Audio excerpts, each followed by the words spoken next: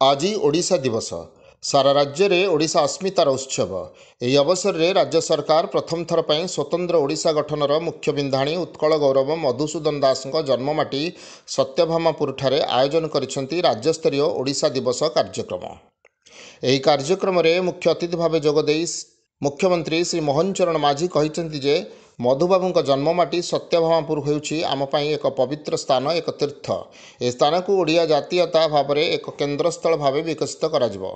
मुख्यमंत्री कहले जे आज दिनटी होउछि ओडिया अस्मितार दिवस, ओडिया स्वाभिमान दिवस।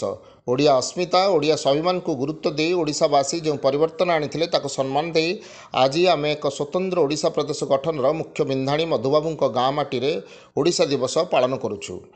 ଏହି ଅବସରରେ ମୁଖ୍ୟମନ୍ତ୍ରୀ ଉତ୍କଳ ଗୌରବ ମଧୁସୂଦନ ଦାସଙ୍କ ଜନ୍ମସ୍ଥାନର ସମନ୍ୱିତ ବିକାଶ କାର୍ଯ୍ୟକ୍ରମ integrated development of Madhusudan Das birth ପ୍ଲେସ୍ର ଭିତ୍ତିପ୍ରସ୍ତର ରଖିଥିଲେ।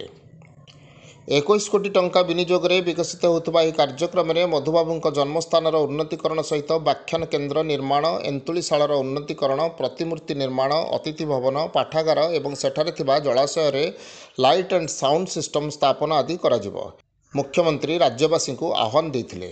मुख्यमंत्री आज सकाळु प्रथमे भुवनेश्वर राजभवन निकटस्थ मधुबाबूଙ୍କ प्रतिमूर्ति रे माल्यार्पण करी श्रद्धांजलि अर्पण करथिले। यापर से सत्यभामापुर जाई सेठारे मधुबाबूଙ୍କ जीवनी और स्वतंत्र ओडिशा गठन संपर्कित एक फटोचित्र प्रदर्शनी उद्घाटन करथिले। यापर मधुबाबूଙ୍କ जन्मपीठर समन्वित विकास पई भित्तिप्रस्तर रखिथिले। मधुबाबूଙ୍କ एन्तुलिशाला सहित तांका स्मृति सहित जड़ित अनेक स्थान परिदर्शन करथिले।